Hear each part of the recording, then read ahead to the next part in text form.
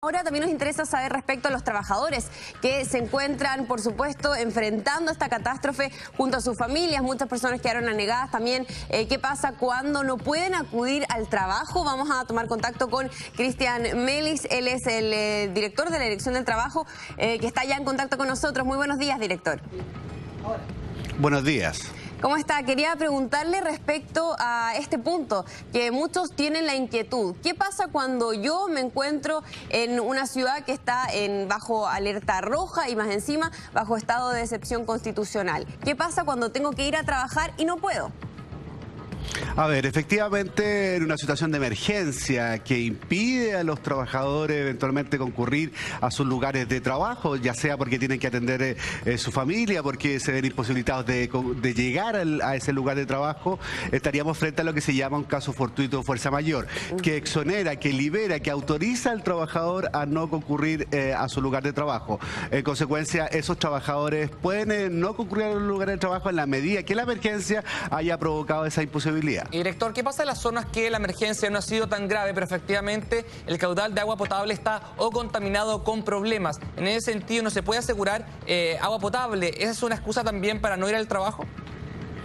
A ver, evidentemente el empleador tiene la obligación de proteger la vida y salud de los trabajadores y en consecuencia, si no se dan las condiciones sanitarias adecuadas para poder desempeñar el trabajo, aun cuando los trabajadores pudiesen concurrir al lugar del trabajo, eventualmente también el empleador tiene que evaluar la posibilidad de evacuar y de mandar a la casa a esos trabajadores, en tanto no puede brindarles las condiciones adecuadas para poder desarrollar el trabajo.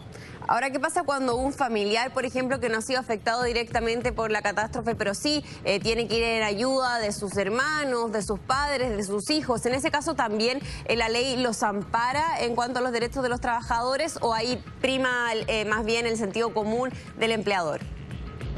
A ver, siempre en estos casos también nosotros lo que pedimos es el sentido común, pero en el caso concreto que usted me pone, evidentemente también uno podría estar hablando de, por ejemplo, si el trabajador no concurre a su lugar de trabajo porque tiene que ayudar a un familiar, etcétera, en una situación de emergencia, uno podría entender también que estaríamos frente a la justificación de la inasistencia.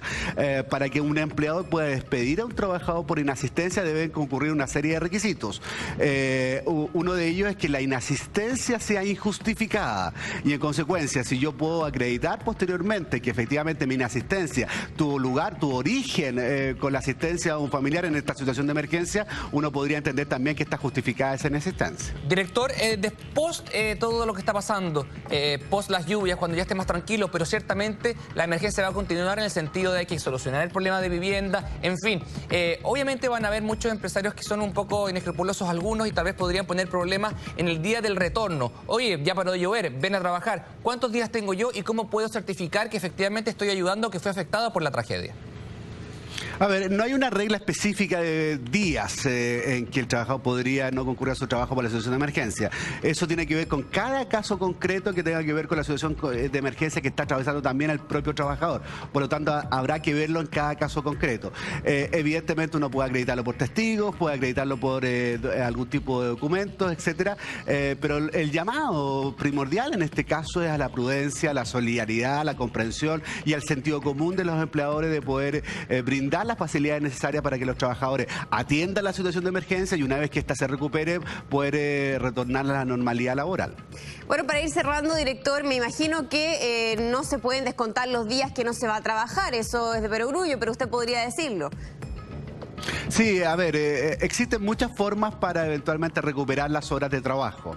La ley autoriza la posibilidad de compensar las horas no trabajadas y por lo tanto ahí el llamado también a los empleadores es a llegar a acuerdo con los trabajadores para poder compensar esas horas que no fueron trabajadas como una manera de paliar la inasistencia del trabajador.